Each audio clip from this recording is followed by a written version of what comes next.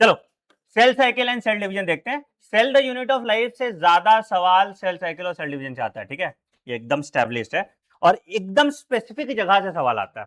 सबसे पहला जो सवाल आता है आपका, सेल साइकिल क्या होता है? सेल साइकिल क्या हुआ? It is the sequence of event by which a cell duplicates its genome, synthesis the other constituents of cell and eventually divide into two daughter cell is called cell cycle। ठीक है, अब इसके बाद line लिखा है क्या? Although cell growth in terms of cytoplasmic increase is a continuous process, cell growth is a continuous process, हमेशा होता रहता है सेल में, but DNA synthesis only occurs during one specific stage of the cell cycle that is called the S phase है। ठीक है, बढ़िया, ये वाला लाइन ऐड कर देना। ठीक है, उसके बाद आए थे फेज ऑफ सेल साइकिल। ठीक है, तो क्या ह्यूमन सेल हर 24 घंटे में अप्रोक्सीमेटली डिवाइड करता है? क्या हर सेल डिवाइड करता है? नहीं। क्या आरबीसी डिवाइड करता है आपका? नहीं। ईस्ट कितने देर में डिवाइड करता है? 90 मिनट्स में डिवाइड करता है। मैक्सिमम टाइम जो सेल है वो कहां पे रहता है? वो अपने इंटरफेज में रहता है और माइटोटिक फेज बहुत कम टाइम का होता है। ठीक है, माइटोटिक फेज बहुत कम टाइम का होता है। तो लगभग 95% of the duration of the cell interphase में रहता है और 5% सेल एम फेज में रहता है। अब इंटरफेज की बात करें तो इंटरफेज में क्या है? इंटरफेज में 3 फेज आपको देखने को मिलता है। एक पहला है दैट इज G1 फेज या गैपन फेज, दूसरा है आपका that is your S phase या सिंथेसिस फेज, और तीसरा है आपका that is your G2 phase. ठीक है, अब स्पेसिफिकली क्या क्या होता है G1, S और G2 बहुत इंपॉर्टेंट है। ठीक है, G1 फेज में क्या हो रहा है? सबसे पहला आपका जो सेल का साइज है वो इंक्रीज होता है। तो सेल का साइज कैसे इंक्रीज होगा? प्रोटीन सिंथेसिस हो रहा होगा। ठीक है, तो सेल का साइज इंक्रीज होता है ड्यूरिंग द G1 फेज, पहला चीज। ठीक है, दूसरा क्या होता है? प्रोटीन सिंथेसिस होता है कहां पे? G1 फेज में। प्रोटीन सिंथेसिस कहां पे होता है? G1 फेज में होता है। ठीक है, प्रोटीन सिंथेसिस कहां पे होता है? G1 फेज में होता है। सेल ऑर्गेनेल का भी डुप्लीकेशन G1 फेज में होता है, एक्सेप्ट माइटोकॉन्ड्रिया एंड क्लोरोप्लास्ट। ठीक है, तो सबसे बड़ा फेज इंटरफेज का कौन सा है? G1 phase. It is the longest phase of the interphase. ठीक है, इस फेज में सेल मेटाबॉलिकली एक्टिव रहता है।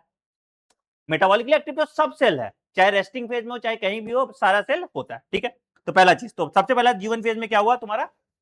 अच्छा, कौन किसके बीच आता है इस पे भी सवाल आ जाता है। जैसे कि मान लो M phase is between two, देखो एम फेज किसके बीच में है? दो इंटरफेज के बीच में एम फेज है ना। G1 फेज किसके बीच में है? एम फेज और एस फेज के बीच में। एस फेज किसके बीच में? G1 और G2 के बीच में। G2 किसके बीच में? एस और एम फेज के बीच में, है ना। तो लैंग्वेज में ये सवाल पूछ देता है। ठीक है, अच्छा चलिए अब आ जाओ, तो क्या है भैया एस फेज में क्या हो रहा है? G1 में समझ गया, सेल का ग्रोथ कंटिन्यूअस हो रहा है, प्रोटीन सिंथेसिस हो रहा है, सेल का साइज इंक्रीज कर रहा है ना, सब कुछ, और ऑर्गेनेल का डुप्लीकेशन भी हो रहा है G1 फेज में। एस फेज में क्या होता है? डीएनए का रेप्लीकेशन होता है, तो अमाउंट ऑफ डीएनए डबल होता है, नंबर ऑफ क्रोमोसोम सेम रहता है। पहला पॉइंट ये तुम लोग को आता है। ठीक है, दूसरा, सिंथेसिस ऑफ हिस्टोन प्रोटीन भी कहां होता है? एस फेज में होता है। सिंथेसिस, सारे प्रोटीन का सिंथेसिस G1 में होता है, हिस्टोन प्रोटीन का सिंथेसिस कहां होता है? एस फेज में होता है। प्लीज ये ध्यान रखिएगा। ठीक है, और तीसरा, सेंट्रियोल का डुप्लीकेशन भी कहां होता है? एस फेज में होता है। सेंट्रियोल का डुप्लीकेशन न्यूक्लियस में होगा या साइटोप्लाज्म में होगा? साइटोप्लाज्म में होगा। सेंट्रियोल का डुप्लीकेशन कहां होगा? साइटोप्लाज्म में होगा। ठीक है, तो in animal cell during the S phase DNA replication begin in the nucleus and centriole duplication in the cytoplasm. ठीक है, G2 फेज में क्या होता है? सेल ग्रोथ कंटिन्यू होता है और प्रोटीन सिंथेसिस भी होते रहता है, एंड डुप्लीकेशन ऑफ किसका? Mitochondria and chloroplast G2 phase में होता है। क्लियर है? एकदम साफ साफ, एकदम क्लियर है? नहीं नहीं, दोनों में होता है। प्रोटीन सिंथेसिस कंटिन्यूअसली हो रहा है, तीनों फेज में हो रहा है। ठीक है, बट एस फेज में स्पेसिफिक टाइप ऑफ प्रोटीन होता है, the protein that is responsible for packaging of DNA, है ना, जिसको हम हिस्टोन प्रोटीन कहते हैं। अच्छा, अब यहां पे कह रहा है some cells in adult animal do not exhibit division, जैसे हार्ट सेल हो गया या आपका नर्व सेल हो गया। ठीक है, ठीक है, या कभी कभी डिवाइड करता है। तो ये सेल क्या होता है? The cell do not divide but further exit the G1 phase. अब देखो याद रखना, यहाँ सस्पेंड और एग्जिट पे सवाल आया हुआ है ना। सस्पेंड और एग्जिट पे सवाल आया, तो यहाँ पे क्या होता है? दे एग्जिट द G1 फेज, निकल गया ना G1 फेज से, है ना। G1 फेज पे रहेगा तो डिवाइड करते रहेगा, डिवाइड करते रहेगा तो न्यूक्लियोसाइटोप्लाज्मिक रेशियो उसका बहुत ज्यादा बढ़ जाएगा, है ना। तो वो तो मेंटेन ही नहीं कर पाएगा, तो it has to exit the G1 phase और रेस्टिंग फेज में चला जाता है। बट क्या सेल मेटाबॉलिकली एक्टिव है? हाँ, कोई भी सेल अगर जिंदा है तो वो मेटाबॉलिकली एक्टिव रहेगा, कोई भी सेल अगर जिंदा है तो वो मेटाबॉलिकली एक्टिव रहेगा। ठीक है, अच्छा, कोई दिक्कत यहां तक?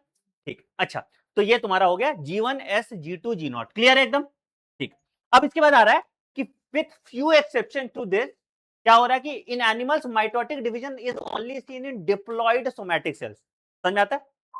Diploid somatic cells, germ cell में हमेशा मियोसिस होगा, ये पता है आपको, है ना? तो डिप्लॉयड सोमैटिक सेल में होता है, but there are few exception in where haploid cells are produced by mitosis. जैसे मेल हनी बी, याद है पार्थेनोजेनेसिस होता था ना, तो मेल हनी बी में तो हैप्लॉइड है वो, है ना, 16 क्रोमोसोम होता है, ठीक है? तो उस केस में क्या हो रहा है, तो ये एक एग्जांपल, ये हिडन एनसीईआरटी लाइन में आ जाएगा, ठीक है? Against this the plant can show mitotic division in both haploid and diploid. Plant में है ना हैप्लॉन्टिक लाइफ साइकिल था, आपने देखा था कि नहीं, एल्गे में था ना? तो प्लांट के केस में माइटोसिस कहां पे हो सकता है? हैप्लॉइड में भी हो सकता है, डिप्लॉइड में भी हो सकता है। एनिमल के केस में कहां होता है? ज्यादातर डिप्लॉइड में होता है, एक्सेप्शन एक तुम्हारा हनी बी वाला आ जाएगा। क्लियर है? क्या हो बोलो? एनिमल में माइटोसिस कहां हो रहा है? डिप्लॉइड में हो रहा है, डिप्लॉइड से डिप्लॉइड रह गया, ठीक है? बट एक एक्सेप्शन है, that is your honey bee, जहां हैप्लॉइड से हैप्लॉइड बन रहा है, ठीक है? क्योंकि नंबर ऑफ क्रोमोसोम तो सेम रह रहा है ना, ठीक। और प्लांट के केस में क्या हो गया? हैप्लॉइड में भी हो सकता है और डिप्लॉइड में। आपने लाइफ साइकिल देखा होगा ना, हैप्लॉन्टिक लाइफ साइकिल और डिप्लॉन्टिक लाइफ साइकिल और हैप्लो डिप्लॉन्टिक लाइफ साइकिल, ठीक है? ठीक है, बढ़िया। अब आ जाते हैं फिर, अब यहां पे देखो एक सवाल पूछा यहां पे, you have studied mitosis in onion root tip cell, it has 16 chromosome in each cell, can you tell how many chromosome will be in the cell at G1? कितना होगा? 16। एस के बाद कितना होगा? 16। एम के बाद कितना होगा? 16। अमाउंट ऑफ क्रोमोसोम क्या होगा? अगर मान लो कि इनिशियली 2C था, G1 में 2C रहा, एस में 4C हो जाएगा, और G2 में भी 4C रहेगा, और एम के बाद फिर से 2C हो जाएगा। तो अमाउंट ऑफ क्रोमोसोम सेम रहता है और अमाउंट ऑफ डीएनए डबल, ठीक है? क्लियर है, हाँ या नहीं? ठीक है, फिर आ जाते हैं एम फेज में। M phase is the more dramatic phase, ठीक है? एम फेज अगर माइटोटिक हो रहा है तो उसको हम क्या कहते हैं? Equational division. इक्वेशन क्योंकि नंबर ऑफ सेल इंक्रीज कर रहा है, बट अमाउंट ऑफ क्रोमोसोम या नंबर ऑफ क्रोमोसोम सेम रह रहा है, ठीक है? अच्छा, इसका दो पार्ट है, एक होता है कैरियोकाइनेसिस और एक होता है साइटोकाइनेसिस। कैरियोकाइनेसिस का 4 फेज है, प्रोफेज, मेटाफेज, एनाफेज और टीलोफेज। अब ध्यान से इसको क्या क्या हो रहा है। प्रोफेज में क्या हो रहा है? सबसे पहला, क्रोमोसोम का क्रोमैटिन का कंडेंसेशन होगा तो क्या बनेगा? क्रोमोसोम बनेगा। तो कंडेंसेशन ऑफ क्रोमोसोम हो रहा है, ठीक है? दूसरा, कि जो मेरा सेंट्रियोल था वो डिवाइड कहां हुआ था? एस फेज में, वो अपोजिट पोल पे जाना स्टार्ट कर देता है। सेंट्रियोल जो मेरा कहां डिवाइड होता है? एस फेज में, वो अपोजिट पोल पे जाना स्टार्ट कर देता है। उसके बाद मेरा सारा न्यूक्लियर मेम्ब्रेन खत्म हो जाएगा, न्यूक्लियोलस डिसअपियर कर जाएगा, endoplasmic reticulum Golgi complex disappear कर जाएगा, है ना? तो सब कुछ जो इंपॉर्टेंट सेल ऑर्गेनेल सारे मुझे डिसअपियर कर जाएंगे, ठीक है? और सेंट्रियोल से रेज निकलेगा जिसको हम कहते हैं एस्ट्रल रेज, जो बाद में स्पिंडल अपैरेटस बनाएगा। एस्ट्रल रेज ऐसे होते हैं, ठीक है? तो मान लो कि ये सेंट्रियोल है तुम्हारा, ये एक है, ये दूसरा वाला है, और इसके अराउंड ऐसे जो रेज निकलते हैं इसको हम कहते हैं एस्ट्रल रेज। क्या चीज का बना होता है ये? माइक्रोट्यूब्यूल। स्पिंडल फाइबर क्या चीज का बना है? ट्यूबुलिन प्रोटीन का बना हुआ है। क्लियर है? तो the two asters together with spindle fibres form the mitotic apparatus. Please इसको हाईलाइट कर लिएगा, दिस इज इंपॉर्टेंट, ठीक है? जहां जहां मैंने काले पेन से हाईलाइट किया वो सब ऐड कर लेना, जैसे ये हनी बी वाला कर लिया, ये कर लिया होगा ना, ये सब एग्जिट यहाँ पे हाईलाइट कर लोगे, ठीक है? वो की पॉइंट हाईलाइट कर लेना। क्लियर है प्रोफेस? ठीक है, अच्छा, तो याद रखिएगा, तो cell at the end of prophase do not show Golgi complex, endoplasmic reticulum, nucleolus and nuclear envelope, ठीक है? फिर आते हैं मेटाफेज। मेटाफेज क्या होगा? जब पूरा न्यूक्लियर मेम्ब्रेन डिसइंटीग्रेट कर गया तो मेटाफेज में घुस गया, है ना? तो मेटाफेज में क्या क्या हुआ भाई? मेरा कंडेंसेशन ऑफ क्रोमोसोम कंप्लीट हो गया। अब हमको क्या दिख रहा है? एक क्रोमोसोम का दो क्रोमैटिड, एक सेंट्रोमियर और दो काइनेटोकोर, हाँ या नहीं? ठीक है, तो जो दोनों क्रोमैटिड, इन दोनों क्रोमैटिड को हम क्या कहेंगे? Sister chromatid. दोनों क्रोमैटिड को हम क्या कहेंगे? Sister chromatid. क्लियर है? तो मतलब मान लो कि हम क्या देख रहे हैं? हम यहां पे देख रहे हैं कि जो मेरा क्रोमैटिन था वो कंडेंस किया, ठीक है? और ये दो क्या बनाया, सिस्टर क्रोमैटिड, ठीक है। इनको जोड़ कौन रहा है, एक सेंट्रोमियर, और दोनों क्रोमैटिड पे डिस्क लाइक स्ट्रक्चर है, क्या कहते हैं इसको, काइनेटोकोर। तो स्पिंडल फाइबर किससे जुड़ता है, काइनेटोकोर से। सेंट्रोमियर क्या करता है, पोलवर्ड इसको गाइड करता है ड्यूरिंग सेल डिवीजन। क्लियर है, जितना सेंट्रोमियर है उतना ही नंबर ऑफ क्रोमोसोम है, जितना सेंट्रोमियर है उतना ही नंबर ऑफ क्रोमोसोम। क्लियर है, ठीक है। अच्छा, तो कंडेंसेशन ऑफ क्रोमैटिड यहां पे क्या हो गया, कंप्लीट हो गया, हाँ या नहीं, कंडेंसेशन ऑफ क्रोमैटिड यहां पे क्या हो गया, कंप्लीट हो गया, ठीक है। अच्छा, and it is the best phase to study the morphology of chromosome. क्यों, क्योंकि एकदम छोटा साइज का क्रोमोसोम है, डिस्टिंक्ट है, अच्छे से स्ट्रक्चर दिख रहा है, तो मॉर्फोलॉजी हम पढ़ सकते हैं अच्छे से, है ना।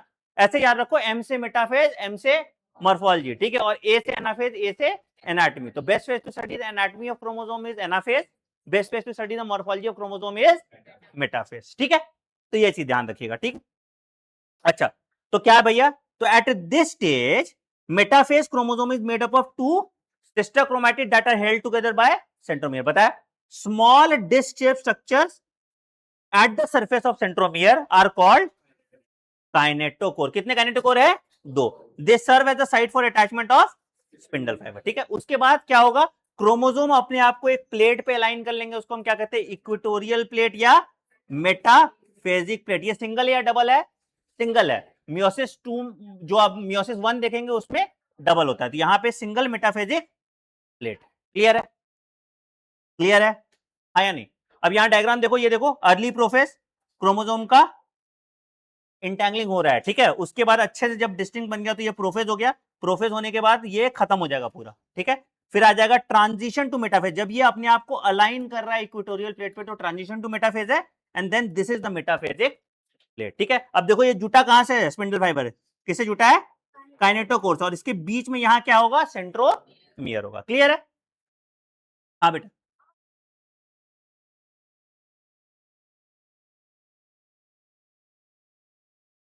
एस्ट्रल डेज बेटा यहां से निकला नहीं, ये एस्ट्रल डेज है यहाँ पे, और ये एस्ट्रल डेज है यहाँ पे, तो ये पूरा जो स्ट्रक्चर होता है ये स्पिंडल अपैरेटस होता है, ये जो पूरा स्ट्रक्चर है ये तुम्हारा स्पिंडल अपैरेटस होता है ना, ठीक है। चलिए, अच्छा अब आ जाओ anaphase. At the onset of anaphase, each chromosome in the metaphase is split simultaneously into two daughter chromatids, ठीक है। तो स्प्लिटिंग ऑफ क्या हुआ, सेंट्रोमियर हुआ, तभी तुम्हारा क्या बना, डॉटर क्रोमैटिड बना, या इसको हम डॉटर क्रोमोसोम कहेंगे। तभी तुम्हारा डॉटर क्रोमैटिड बना, या इसको हम डॉटर क्रोमोसोम कहेंगे, और फ्यूचर डॉटर न्यूक्लियाई, ठीक है, begin their migration towards the opposite pole. As each chromosomes move away from the equatorial plate, the centromere of each chromosome remains directed towards the पोल। समझ में आया, ऐसे है ना। तो ये जो सेंट्रोमियर है हमेशा पोल की तरफ रहेगा, ठीक है। अच्छा, तो यहां पे क्या हुआ, एनाफेज में क्या हुआ, सेंट्रोमियर स्प्लिट हुआ, डॉटर क्रोमैटिड ऑपोजिट पोल पे जाने लगा, क्यों, because of the shortening of micro tubule या स्पिंडल फाइबर्स, ठीक है। तो सेंट्रोमियर स्प्लिट किया, तुम्हारा क्रोमैटिड सेपरेट कर गया, chromatid move towards opposite pole, and it is the best phase to study the anatomy of chromosome. सबसे शॉर्टेस्ट फेज कौन सा है, यही है। सबसे लॉन्गेस्ट फेज कौन सा था, प्रोफेज था, याद रहेगा, ठीक। चल टीलोफेज पे आते हैं। टीलोफेज क्या हुआ भैया, क्रोमोसोम अपोजिट पोल पे पहुंच गया है एंड अब डीकंडेंस करना स्टार्ट कर रहा है, तो it is called reverse prophase भी, है ना। जो जो प्रोफेज में हो रहा था उसको उल्टा कर लो, ठीक है। फिर सेंट्रियोल तुम्हारा गायब हो जाएगा, है ना, endoplasmic reticulum, nuclear membrane, Golgi complex वापस से रीअपियर कर जाएगा। तो वही वाली बात यहां कह रहे थे, chromosome clusters at opposite spindle poles as discrete, है ना, spindle poles and their identity lose at discrete element, ठीक है। अच्छा, nuclear envelope develops around the chromosome cluster at each pole forming two daughter nuclei and nucleolus, Golgi complex and endoplasmic reticulum reform, ठीक है। इसके बाद इनका cytoplasmic division होता है, जिसको हम कहते हैं साइटोकाइनेसिस। दो तरह से साइटोकाइनेसिस होता है, एक होता है एनिमल सेल में, ठीक है। तो एनिमल सेल में क्या होता है कि मान लो कि ये सेल है, तो इसके पास सेल वॉल तो है नहीं, इसके पास सेल वॉल है नहीं, तो ये क्या होता है, ये एक फरो बनाता है बाहर से की तरफ, क्या करता है इसको, ये एक फरो बनाता है और बाहर से अंदर तक इसको मिला के सेल को डिवाइड कर जाता है। तो ये डायरेक्शन कैसा है, सेंट्रीफ्यूगल या सेंट्रीपिटल, बाहर से अंदर है तो सेंट्रीपिटल। ये किस केस में होता है, एनिमल सेल में ग्रूव या फरो बनता है, हाँ या नहीं? ठीक है। प्लांट सेल के केस में क्या होता है? प्लांट सेल के केस में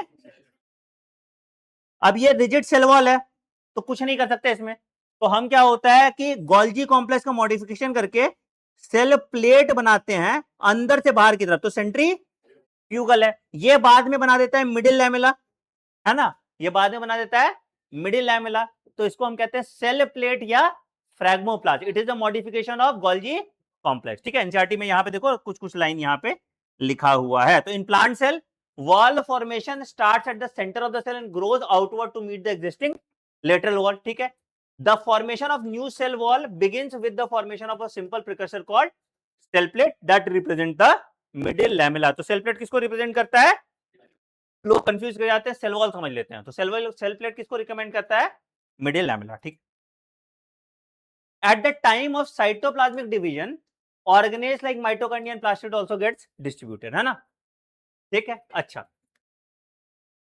karyokinesis sometimes karyokinesis is not followed by cytokinesis, तो क्या होगा? मल्टीन्यूक्लियोटाइड स्ट्रक्चर होगा जिसको हम सिंथेटियम कहते हैं। ठीक है, it can be seen in liquid endosperm of coconut, है ना, फ्री न्यूक्लियर एंडोस्पर्म था, है ना, देखा था हमने। ठीक है, अच्छा, उसके बाद और स्केलेटल मसल में भी आपको सिंथेटियम देखना पड़ता है, ये भी मल्टीन्यूक्लियोटाइड होता है। ठीक है, सिग्निफिकेंस पता है क्या होगा भैया? कण प्लाज्मिक रेशियो मेंटेन करके रखता है, न्यूक्लियस और साइटोप्लाज्म का रेशियो मेंटेन करके रखता है। अगर साइटोप्लाज्म ज्यादा है तो सेल को रेगुलेट नहीं कर पाएगा न्यूक्लियस अच्छे से, है ना। दूसरा, सेल रिपेयर में हेल्प करता है, सेल ग्रोथ में हेल्प करता है। सेल रिपेयर में हेल्प करता है और सेल ग्रोथ में हेल्प करता है। ठीक है, प्लांट के केस में ग्रोथ कंटिन्यूअस चलता है, एनिमल के केस में up to a certain age चलता है, बट रिपेयर कंटिन्यूअस चलता है। ठीक है, ठीक है। मियोसिस की बात करेंगे, specialised kind of cell division है, इसको हम रिडक्शनल डिवीजन कहते हैं क्योंकि नंबर ऑफ क्रोमोसोम क्या हो रहा है? आधा हो रहा है। दो तरह का मियोसिस होता है, मियोसिस 1 एंड मियोसिस 2 होता है। एंड डीएनए रेप्लिकेशन कितनी बार होता है? एक ही साइकिल होता है डीएनए रेप्लिकेशन का, डीएनए रेप्लिकेशन का एक ही साइकिल होता है। ठीक है, अच्छा, तो मियोसिस 1 में आ गया तुम्हारा prophase 1, metaphase 1, anaphase 1, telophase 1, prophase 2, metaphase 2, anaphase 2 और टीलोफेज 2। होमोलोगस क्रोमोसोम समझ में आता है क्या होता है? जैसे क्रोमोसोम नंबर 1 का दो पेयर, एक तो तुम्हारे पापा से आया, एक मम्मी से आया, तो दोनों स्ट्रक्चरली सिमिलर है, बट क्या सारे जीन सेम है? पापा मम्मी का शक्ल अलग अलग है ना, भाई बहन जैसे तो नहीं दिखते। ठीक है, तो इसीलिए क्या कहते हैं इसको? हम होमोलोगस क्रोमोसोम कहते हैं, होमोलोगस क्रोमोसोम कहते हैं। अभी हम सिस्टर क्रोमैटिड भी तुमको समझा देंगे और नॉन सिस्टर क्रोमैटिड भी समझा देंगे। ठीक है, टेंशन मत लो। ठीक है, अब आओ देखो, तो सबसे पहले मियोसिस के प्रोफेज 1 में देखो, इंटरफेस तो सेम चलेगा, G1 same, S same, G2 same, है ना, डुप्लीकेशन हो रहा है। ठीक, अच्छा, इसके बाद आ जाएंगे प्रोफेज 1। प्रोफेज 1 में 5 स्टेप होता है, leptotene, zygotene, pachytene, diplotene, diakinesis. एक एक स्पेसिफिक चीज आता है इससे, और हर चीज पे सवाल आता है। This is the most frequently asked topic, यहां से सबसे ज्यादा सवाल बनता है। ठीक है, ठीक, तो सबसे पहला है लेप्टोटीन। लेप्टोटीन में क्या हुआ? क्रोमोसोम मेरा ग्रेजुअली विजिबल होना स्टार्ट हो रहा है। क्यों? क्योंकि कॉन्ट्रैक्शन ऑफ क्रोमोसोम या कंडेंसेशन ऑफ क्रोमोसोम स्टार्ट हो गया, तो लाइट माइक्रोस्कोप में मुझे क्रोमोसोम दिखने लगेगा। ठीक है, तो इसको हम कहते हैं कौन सा फेज? लेप्टोटीन स्टेज, या इसको हम बुके स्टेज भी कहते हैं। ठीक है, दूसरा होता है मेरा, that is called zygotene. Zygotene में क्या हो रहा है? क्रोमोसोम स्टार्ट्स पेयरिंग टुगेदर, दो क्रोमोसोम आपस में पेयर कर रहे हैं। कौन से क्रोमोसोम है ये? होमोलोगस क्रोमोसोम आपस में पेयर हो गया, मतलब क्रोमोसोम नंबर 1 का एक, फिर दूसरा, तो दोनों आपस में पेयर होने लग रहा है। तो इस केस को हम क्या कहते हैं? इसको हम कहते हैं, इस प्रोसेस ऑफ एसोसिएशन को हम कहते हैं साइनेप्सिस। तो जाइगोटीन में क्या हो रहा है? Pairing of homologous chromosome, the process is called synopsis. जिस कॉम्प्लेक्स से ये पेयर हो रहा है उसको हम कहते हैं सिनेप्टोनीमल कॉम्प्लेक्स, और इसी फेज में बाइवेलेंट बन गया। समझ में आया कैसे बाइवेलेंट बना? मान लो कि मेरा एक क्रोमोसोम था, उसके दो क्रोमैटिड थे। ये एक क्रोमोसोम था, एक क्रोमोसोम के कितने क्रोमैटिड थे? दो। यहां पे मेरा फिर दूसरा क्रोमोसोम आया, इसके भी दो क्रोमैटिड है, तो जब ये आपस में चिपक गया तो यही बनाया ना होमोलोगस क्रोमोसोम। तो कितने क्रोमोसोम है? तो एक ये बाइवेलेंट बना जिसमें दो क्रोमोसोम है, चार क्रोमैटिड है, दो सेंट्रोमियर है और चार काइनेटोकोर है। तो इसी को हम कहते हैं बाइवेलेंट या टेट्रैड, बाइवेलेंट या टेट्रैड। ठीक है, तो बाइवेलेंट बन कहां रहा है? जाइगोटीन में। बाइवेलेंट बन कहां रहा है? जाइगोटीन में, but it is clearly visible during pachytene. तो व्हेन विच फेज में बाइवेलेंट क्लियरली विजिबल है? पैकेटीन में। बन कहां रहा है? जाइगोटीन। तो जब भी साइनेप्सिस की बात होगी तो जाइगोटीन हो गया, पेयरिंग ऑफ होमोलोगस क्रोमोसोम की बात होगी तो जाइगोटीन होगा, सिनेप्टोनिमल कॉम्प्लेक्स के फॉर्मेशन की बात होगी तो जाइगोटीन होगा। ठीक है, ठीक है, बाइवेलेंट फॉर्मेशन की बात होगी तो जाइगोटीन होगा। ठीक है, लेप्टोटीन और जाइगोटीन का फेज बहुत छोटा होता है। These two steps are very short lived. इस पे सवाल आता है। ठीक है, these are very short lived as compare to the relative phases of cycle. ठीक है, फिर आ जाते हैं हम पैकेटीन में। पैकेटीन में क्या हुआ? Crossing over between homologous. अभी क्या हुआ? दोनों साथ आ गया था। मेरा जो होमोलोगस क्रोमोसोम था क्या था? साथ आ गया था। अब इनके ऊपर क्रॉसिंग ओवर हो गया, ये एक दूसरे के ऊपर आ गए। ठीक है, तो जहां जहां ये साइट ऑफ क्रॉसिंग ओवर होगा वहां पे क्या बनेगा? एक नॉड्यूल बनेगा जिसको हम कहते हैं रिकॉम्बिनेशन नॉड्यूल, और यहां पे एक एंजाइम यूज होगा दैट इज कॉल्ड रिकॉम्बिनेज। तो crossing over between homologous chromosome occurs in pachytene. Bivalent is clearly visible during pachytene, है ना? बाइवेलेंट फॉर्मेशन कहां हो रहा है? जाइगोटीन में। ठीक है, और रिकॉम्बिनेज एंजाइम कहां पे दिख रहा है? पैकेटीन में। रिकॉम्बिनेशन नॉड्यूल कहां बन रहा है? पैकेटीन में। ठीक है, ठीक। फिर उसके बाद आ गया डिप्लोटीन। डिप्लोटीन में क्या हुआ? Dissolution of synaptonemal complex, diplotene. ठीक है, तो क्रोमोसोम जो है वो दूर होता जाएगा, बट सिर्फ कहां जुटा रहेगा? At the site of crossing over. जहां पे क्रॉसिंग ओवर है वहां पे एक्स शेप्ड स्ट्रक्चर होता है जिसको हम कहते हैं कायजमाटा। कैसा शेप है?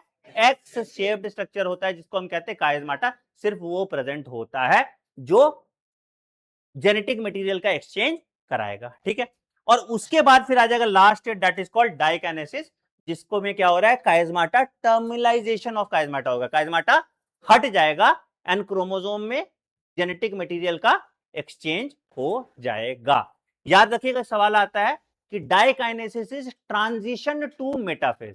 It is transition to metaphase. बहुत इंपॉर्टेंट चीज, diakinesis is transition to metaphase. ठीक है, बहुत ऐसे सेल होते हैं जो diplotene can last for years, है ना? साइड्स में होता है ना, प्राइमरी साइट है ना, डिप्लोटीन फेज क्या होता है? बहुत साल तक होता है। कोई दिक्कत यहां तक? Leptotene, zygotene, pachytene, diplotene, diakinesis, कुछ भी ऐसा अटका? इससे सवाल आएगा और इन्हीं स्टेटमेंट से सवाल आगे पीछे घूम के आता है। ठीक है, और 100% एक सवाल आता ही आता है। ठीक, चलिए अब आ जाते हैं फिर मेटाफेज पे। तो मेटाफेज पे सिंपल हुआ, बाय दिस टाइम तक लेप्टोटीन से लेके डाइकाइनेसिस तक क्या हो रहा है? मेरा न्यूक्लियर मेम्ब्रेन डिसइंटीग्रेट कर गया, न्यूक्लियोलस डिसअपियर कर गया, एंडोप्लाज्मिक रेटिकुलम डिसअपियर कर गया, गोल्गी कॉम्प्लेक्स डिसअपियर कर गया, है ना? और जो मेरा सेंट्रोजोम था, जो सेंट्रियोल था वो अपोजिट पोल पे चला गया, उससे एस्ट्रल ले निकला और स्पिंडल फाइबर का फॉर्मेशन हो गया। ठीक, फिर आएंगे मेटाफेज प्लेट में। अब मेटाफेज प्लेट में देखो ध्यान से क्या पॉइंट बोल रहा है। पहला, the bivalent align on equatorial plate. समझे? कौन अलाइन कर रहा है? बाइवेलेंट अलाइन कर रहा है। मतलब कितने क्रोमोसोम है? 2 क्रोमोसोम है। तो एक क्रोमोसोम एक मेटाफेज प्लेट पे रहेगा, दूसरा क्रोमोसोम दूसरे मेटाफेज पे रहेगा। इसीलिए इसको हम कहते हैं double metaphasic plate. Double metaphasic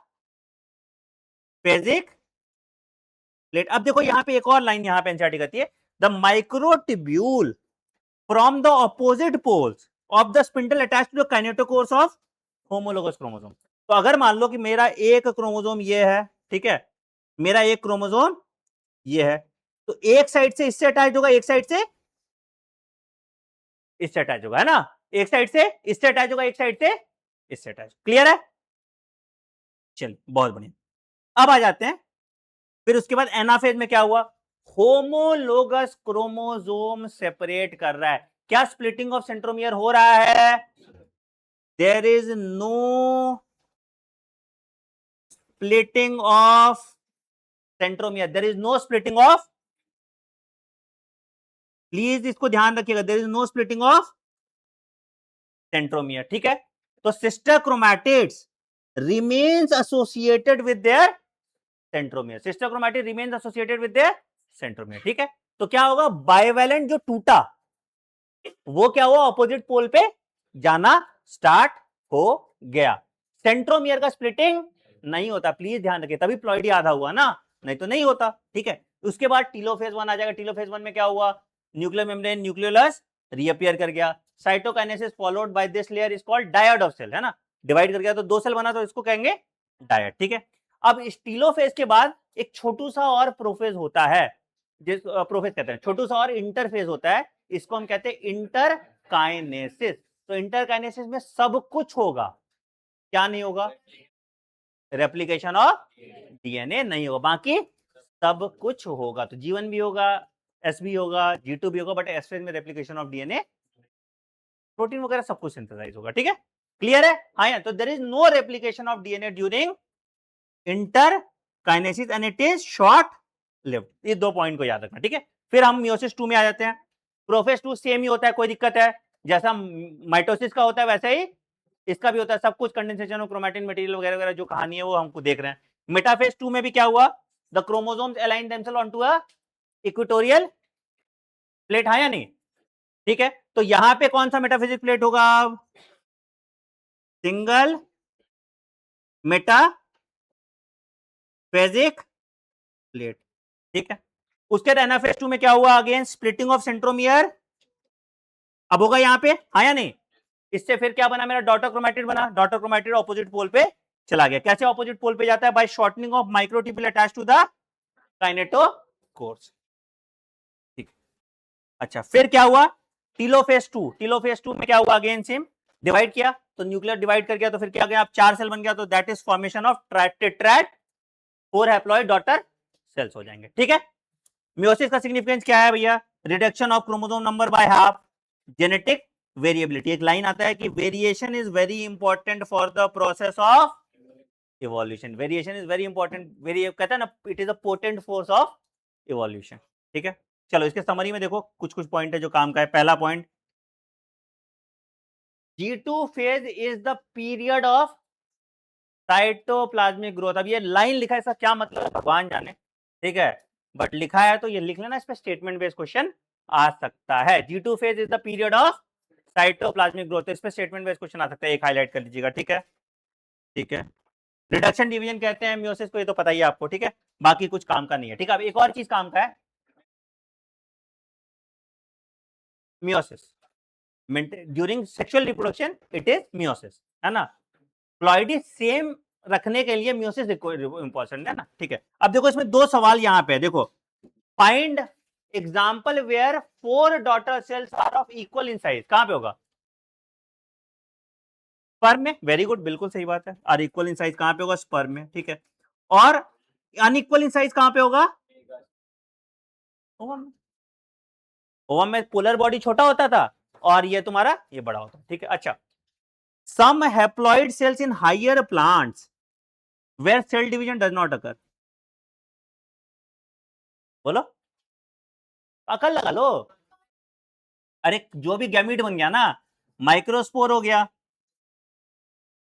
या एम्ब्रियो सैक हो गया, हाँ या नहीं, माइक्रोस्पोर हो गया और नहीं हुआ, सेल डिवीजन होगा क्या माइक्रोस्पोर में, हैप्लॉइड ही है ना, तो उसमें तो कोई सेल डिवीजन नहीं हो रहा, ठीक है। तो ये सवाल आ सकता है, लिखा हुआ है पीछे, तो रख लेना इसको, ठीक है। चलिए अब इसका सवाल तुमको देते हैं सॉल्व करना, अब तुम लोग सॉल्व करो और चाटा खाओगे मेरे साथ एकदम बहुत जोर से। चलो क्वेश्चन नंबर, सबसे पहला आओ बताओ, 8, बाकी सारे इजी है, जो इजी है मैंने छोड़ दिया, वो अपने से अटेम्प्ट कर लेना, कोई दिक्कत नहीं है, ठीक है। जो नहीं है तो क्या कह रहा है, the fruit fly has 8 chromosomes, ठीक है, during cell division, 9 sorry 9 sorry, the fruit fly has 8 chromosome in each cell, ठीक है, during interphase of mitosis the number of chromosome at G1 is 8, what would be the number of chromosome at S phase, 8 ही होगा, same रहेगा, number of chromosome same रहता है, ठीक है। Cell eight G0 phase अभी सिखाया था, एग्जिट द सेल साइकिल, ये ध्यान रखिएगा, इस पे सवाल आया हुआ था, ठीक है। अच्छा, डीएनए रेप्लिकेशन इन बैक्टीरिया अकर्स, अब बताओ, प्रायर टू, एग्जैक्टली, ठीक है। ट्रांसक्रिप्शन का क्या रोल है ना, तो इट अकर्स प्रायर टू, ठीक है, ये वाला सवाल। अब ये देखो, ये चेक पॉइंट पे सवाल आता है, ठीक है, 2 चेक पॉइंट होता है, एक होता है G1S चेक पॉइंट और एक होता है G2M चेक पॉइंट, दोनों पे सवाल आता है। G1S चेक पॉइंट क्या होता है, चेक करता है कि क्या सब प्रोटीन बन गया है, क्या सब प्रोटीन बन गया है आगे के प्रोसेस करने के लिए, ठीक है। और G2M चेक पॉइंट करता है कि क्या स्पिंडल फाइबर मेरे बन गए। एक्चुअली दो तरह के प्रोटीन होता है, एक होता है साइक्लिन, ठीक है, और एक होता है काइनेज, और एक होता है काइनेज। तो साइक्लिन काइनेज के साथ बाइंड करता है तो साइक्लिन डिपेंडेंट काइनेज बनता है जो आगे का प्रोसेस करता है, ठीक है। तो उस पर सवाल आता है, बताइए भैया क्या। When a cell has stalled DNA replication fork, which checkpoint should be predominantly activated? A cell has stalled DNA replication, तो कौन सा DNA replication के फेज पे रुक गया, तो कौन सा चेक पॉइंट आएगा जी। बताओ रीजन, बताओ लॉजिक, बताओ लॉजिक, बताओ रीजन बताओ। अरे क्या कह रहा है देखो, when a cell has stalled, G1 S का मतलब क्या हुआ, G1 और S के बीच में हो रहा है, ठीक है। तो पहला G1 का चेक पॉइंट तो पार कर गया ना, हाँ या नहीं। S पे अगर चला गया तो G1 का चेक पॉइंट पार कर गया ना, तो पहला चेक पॉइंट पार कर गया, तो कौन से चेक पॉइंट पे अटकेगा। समझ में आया बात, पक्का क्लियर है, ठीक है। तो दो चेक पॉइंट होता है, G1S और G2M, ठीक है। अच्छा सवाल आएगा कि मान लो, अच्छा चलो अभी आगे है सवाल, बात कर लेंगे इस पे। तो क्या हो गया आंसर, G2M, ठीक है। अच्छा ये सब तो सवाल बना लोगे। During which phase of the cell cycle the amount of DNA in cell remains at 4C level if the initial amount is 2C, तो कौन कौन सा फेज होगा,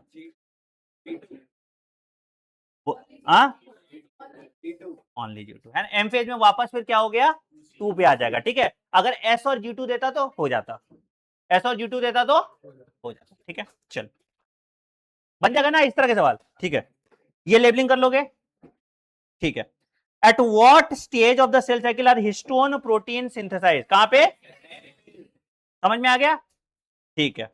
अब ये वाला सवाल सॉल्व करो। अब बैक्टीरियम डिवाइड्स एवरी 35 मिनट्स, ठीक है। If a culture containing 10 to the power 5 cell per ml is grown for 175 minutes, what will be the concentration after,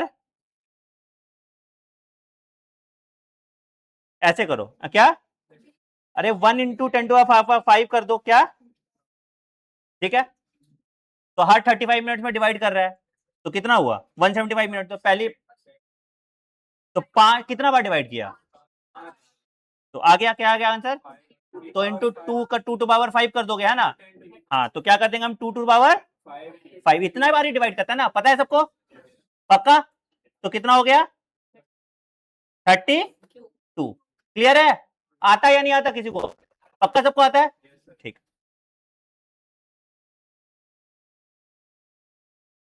एक सवाल यहां पे था देखो, एनाफेज प्रमोटिंग कॉम्प्लेक्स, तो एनाफेज प्रमोट करा रहा होगा, तो एनाफेज अगर नहीं करा रहा तो क्या होगा, क्रोमोसोम का क्या नहीं होगा, सेग्रीगेशन नहीं होगा ना, segregation of chromosome occurs at anaphase, तो क्या होगा, तो क्रोमोसोम विल नॉट सेग्रीगेट, इसको हाईलाइट कर लीजिएगा, ठीक है। ये इंपॉर्टेंट है, ठीक है। बाकी तो सारा इजी है, इजी है, इजी इजी इजी इजी। अच्छा, which of the following precedes reformation of nuclear envelope during M phase, precedes मतलब पहले, तो क्या होगा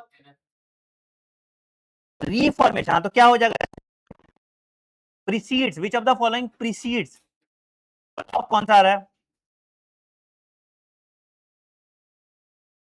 reformation of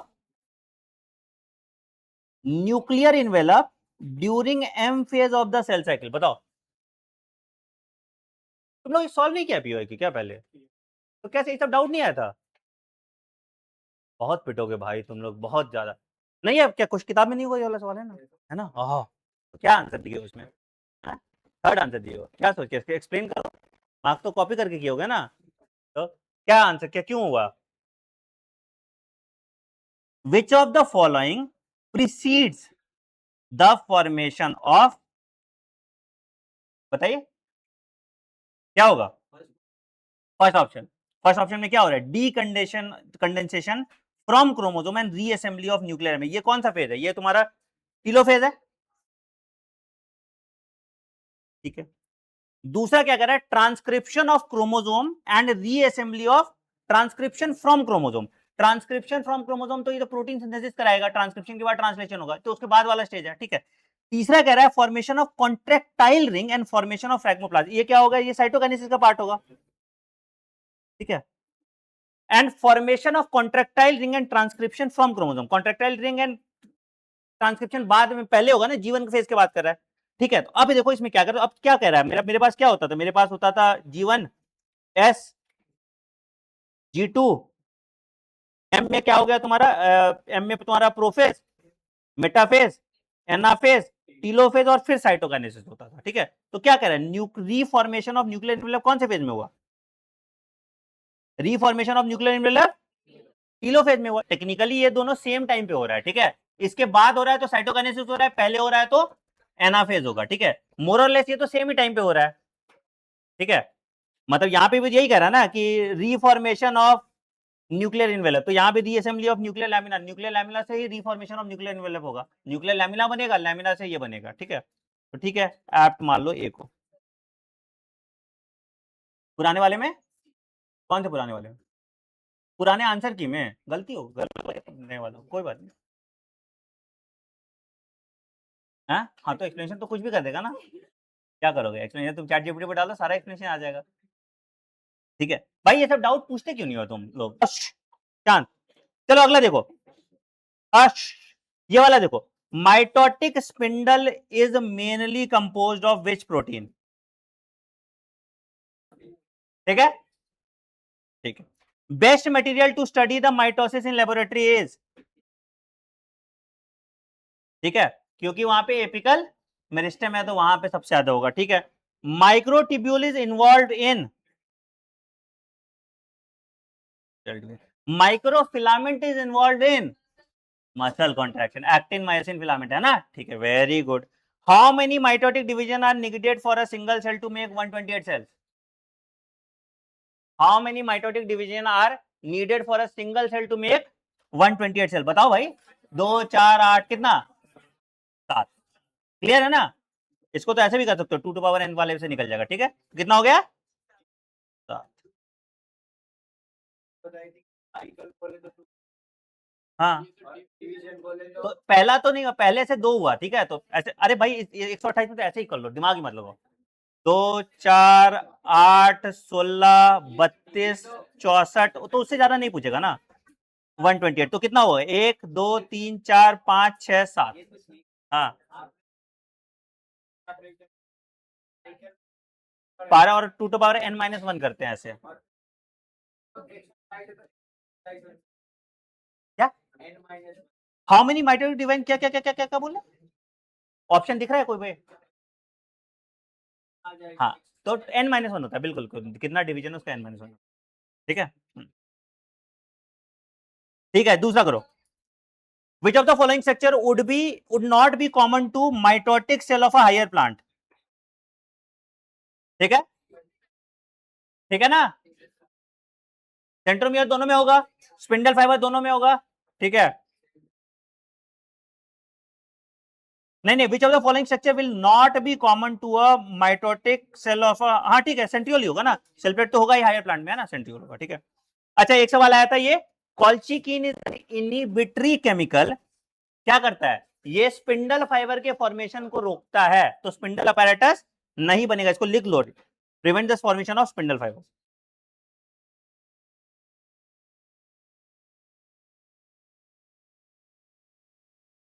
formation of spindle fibres. ठीक है, इसको लिख लो। ठीक है,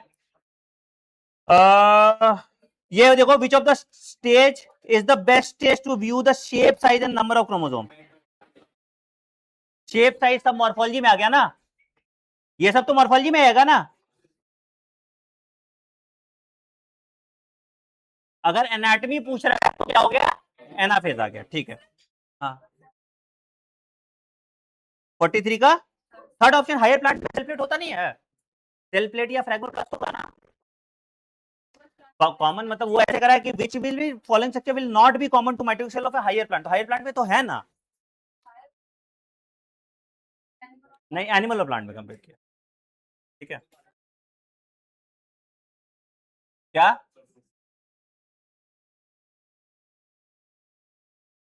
कहां पे हनी शेप्ड है,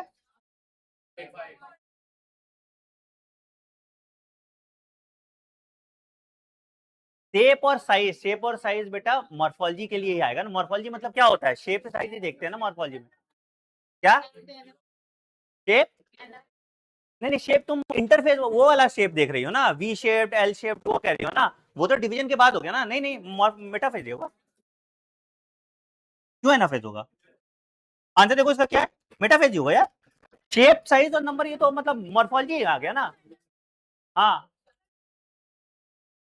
नहीं तो शेप ऑफ क्रोमोसोम तो भाई मॉर्फोलॉजी में ही आ गया ना, स्ट्रक्चर जो है अंदर एक्सटर्नल स्ट्रक्चर को, अबे क्या कर रहे हो, एक्सटर्नल स्ट्रक्चर को हम मॉर्फोलॉजी कहते हैं ना। तो शेप तो एक्सटर्नल स्ट्रक्चर ही बांटा गया, जैसे फ्रॉग का अगर मुंह ऐसा निकला हुआ है तो वो एक्सटर्नल स्ट्रक्चर ही आ गया ना, शेप ही तो है ना उसका।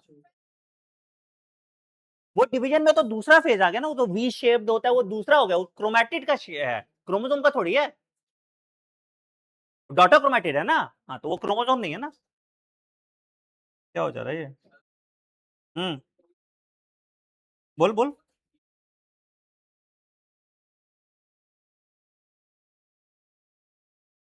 नहीं नहीं शेप तो शेप है ना यार, मतलब वो उसका उसका क्रोमैटिड का होगा, ठीक है, शेप कब हो गया? कैसे हो सकता है, क्रोमोसोम तो डिवाइड कर रहा है ना उसमें, तो इसीलिए। चलो और कोई क्वेश्चन है, पहले एक बार मुझे देखने दो और कोई क्वेश्चन है। हाँ ठीक है, ये वाला क्वेश्चन देखो, ये क्या हो रहा है? अरे देखो ये क्या हुआ इसमें, the figure represents a certain event at a कौन सा प्रोफेज वन ड्यूरिंग मियोसिस। ठीक, और कोई क्वेश्चन था? एग्जाम्पलर के सारे क्वेश्चन इजी है, बाकी सारा हो गया इसमें, ठीक है। ठीक है हाँ बताओ, अब सारे डाउट पूछो।